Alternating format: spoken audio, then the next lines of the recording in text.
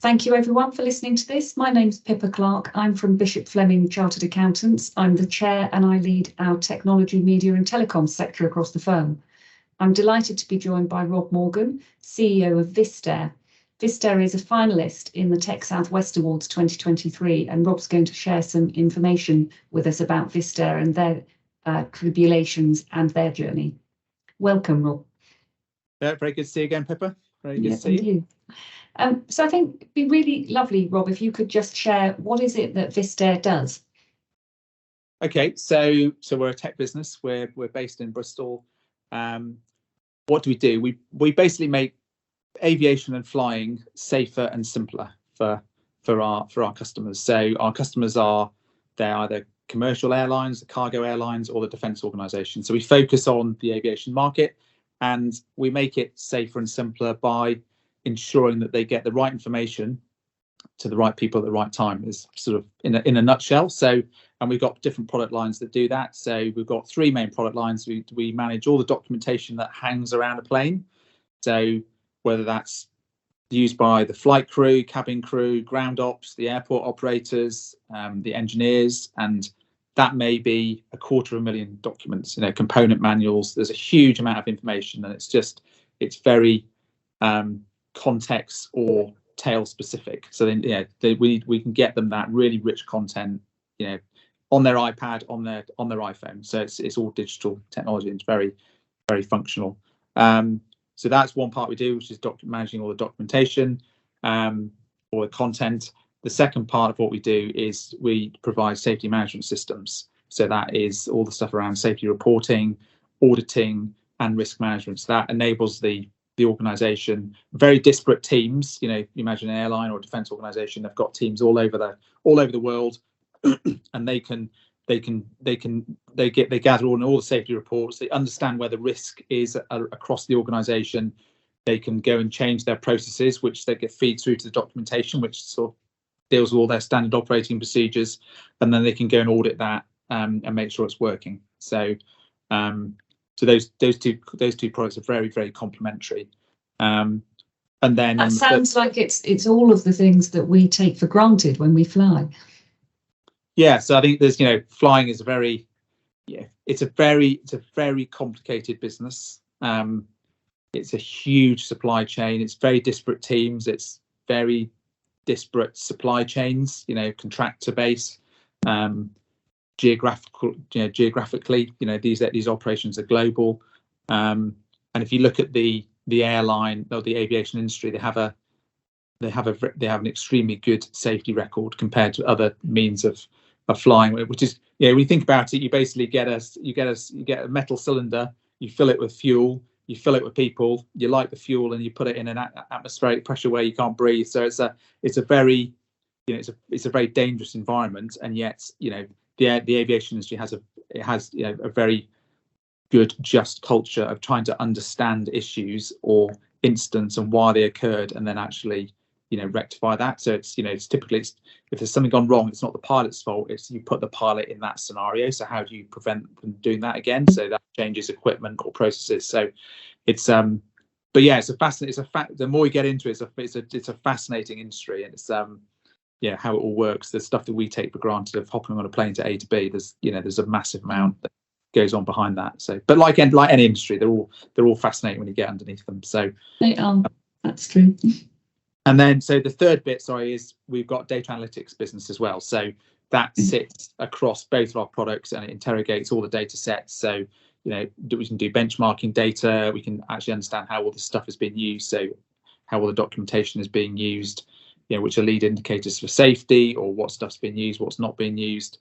We can combine that with other data sets there. So you can provide people with a 360-degree view of a incident, for example. It's is one of the areas, or we can do benchmarking across airlines, so they can understand how they compare with others. So and that's a sort of a more recent part of our business, but it's a very interesting part of our business because it sort of builds on the huge data sets that we do have across the business. So that's what we do. That's what we do. We do it commercial, cargo, defence organisations. So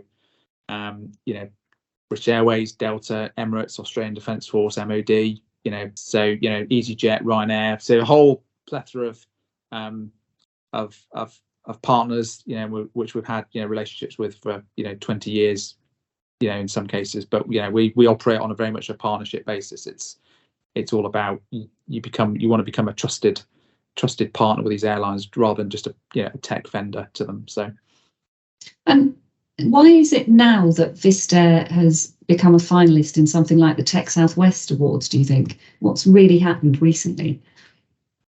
It's probably what's happened over the last 7 years, I suspect. So we've had a lot of success recently, but so 7 years ago we raised money with Sonova Capital. So we were owner-founded business, and Sonova were fantastic at supporting us in terms of building out the team. And I think, for me personally, a lot of it, everything, all the roads lead back to the team, right? So we've built out the team in terms of getting the right talent in across the business, and that's enabled us to invest in the products. That's also enabled to invest us in how we go to market, whether it's the services we offer, the support we offer, but also how we engage with the market. So we've gone from engaging very much at an operator level and end user level to actually having very strategic conversations with our partners, at C-suite level at the biggest airlines. So we've sort of gradually built up our influence and access, within our and so we've got we talk to the end users, but we also talk very strategically with these organisations, and that's that and a combination of focus. We've very carefully plotted our way through sort of what we call our growth tracks, which are sort of subsets of the market we want to attack. By winning the right partners, that sort of creates momentum in the market, and people have with a big difference we've seen is people now come to us. So we've sort of we're growing at 30%, but we have to throttle that growth. We deliberately turn work away, so we can always do the right thing and grow in the right way, and it's a sustainable way, and we always deliver. We can't overtrade. That's a big that's something that that's the constant sort of in a high growth environment. You've got to think about how you just make it sustainable, and it's not easy for people to turn away work, but it's like no, it's you've got to sometimes necessary. Sorry, it's not the right time. So but. And it sounds as if you've had a lot to deal with, as you would expect in a high growth business. What's been, would you say, the biggest challenge, the most challenging hurdle for the Vistair business? That's an incredibly good question, because there are lots of challenges, and I think there's some of the challenges are more specific in points of time. We've had we've had some philosophical challenges about what products we do or how we build the product. We obviously had COVID, when the industry literally shut down overnight, and that's fortunately we did very well in that. But I think I'd say the biggest challenge is stuff is always changing, right? It's always dynamic, and I sort of look at a team, and you can get a team that's ideal for that situation you've got right now, and you can build the right team. But either the business, the market, the team, there's always pinch points, or there's areas where you need to expand more, or there's issues come up, or whatever it is. But I think there's always, it's just a very dynamic. I think running a business in a high growth environment, running a business just generally is very dynamic, and because end users' expectations are constantly increasing. The competitive landscape is constantly changing.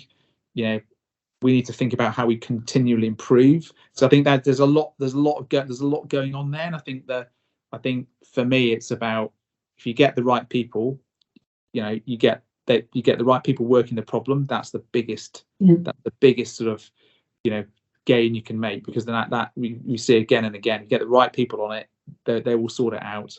And I think that's probably the thing for me, is just that if I look back over the 7 years, the business has changed hugely, but it's constantly changing, and it's the team's constantly evolving, and the customer landscape, the competitive landscape constantly changing. So it's just being able to cope with that constant change.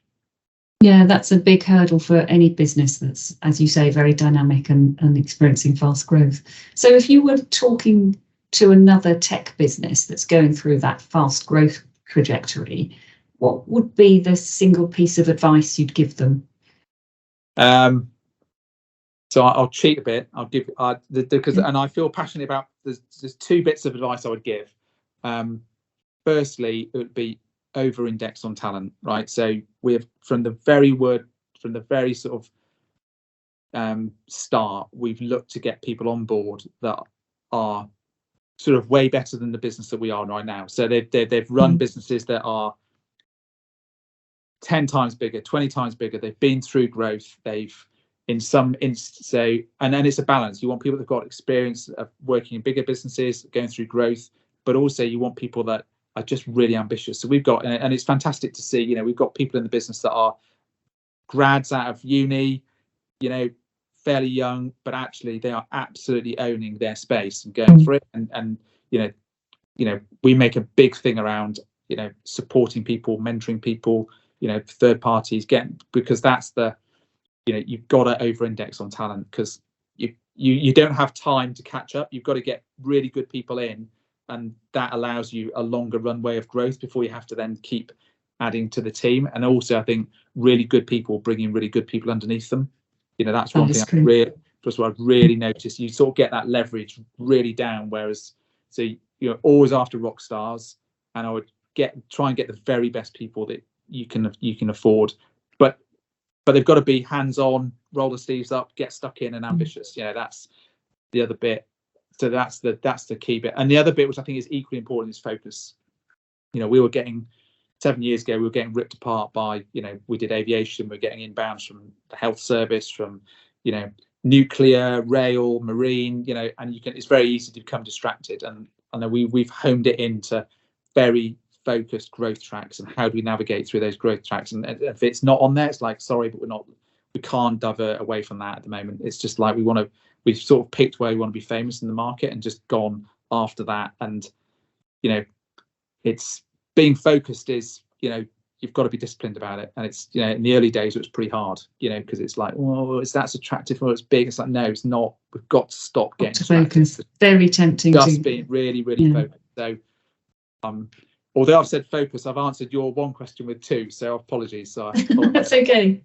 But they're just there. I'm very, you know, those are two things we're very passionate about in business. So that's really insightful and helpful, I'm sure, to other businesses. So, and then finally, just share a little bit. What do you see as the most exciting opportunity and trend as a technology company really focused on the aviation sector? What's coming for you? That's very interesting. I think there's almost look at it in layers. I think at a macro level, the aviation industry and defence industry is going through, you know, it's going through an interesting flux of, it's historically being pretty conservative. You know, they have processes, they have ways of doing things. You know, change was often considered difficult or challenging because, you know, they are very complicated organisations, and that's particularly for IT. You know, they've traditionally had legacy systems and they've worked, so don't change it, you know. So whereas I think what COVID has done is it's flipped that mindset around. You have to be best in class. You know, aviation is brutally competitive. You know, to make money, you've got to have really clear, simple, safe. And if you've got clear, simple processes, you've got safe processes. So they sort of go hand in hand, and you've got to use technology. You've got to use technology to be productive. You know, the people coming into the world now, the work environment now, they don't learn by reading documents. They learn by watching videos and using digital tech, and yeah, they're very much more attuned to that. So we're seeing there's a big wave generally across aviation defence around digital technology, and I think then that's where we play in. And I think the bit that's really exciting for us is all the work we've done in around the products and the way we engage with people and the way we articulate the value and the way we've got a very clear methodology around current state, future state, how we get them to bridge those two. Is for us, we've stepped up from engaging almost like very much with the users and the operators to actually also you've got to keep true to that, but also stepping up. And you know, a lot of our engagement is at C-suite level, and the biggest airlines, and helping them set their digital strategy. And that's exciting, but that also means you have to step up as a business, and that stepping up, getting better never stops. You've got to keep you got to keep earning your right at that table. And so I think there's a macro bit that's very interesting around the use of digital, and it's very interesting to have a seat at the table in that. And it's fantastic for the team to have a seat at the table, because they go and work with the best airlines in the world and biggest defense organizations and get do some really interesting work. But we have to, and that's really exciting, but you have to keep earning your right to be at that table. So which goes back to the dynamic nature of the business. So it's but I think that's the thing that us is really fires us up when we look at the market and the opportunities. Fantastic. Well, it sounds as if you've got plenty ahead to deal with, and thank you so much for sharing that. There'll be a lot of people who are interested in hearing about the Vistair journey, and good luck with the Tech Southwest Awards. Yeah, no, thank you, and good luck to everyone else that's been nominated. So thank you very much for running it. It's a fantastic award. It's great for all the businesses, and it's great for the team. So thank you very much.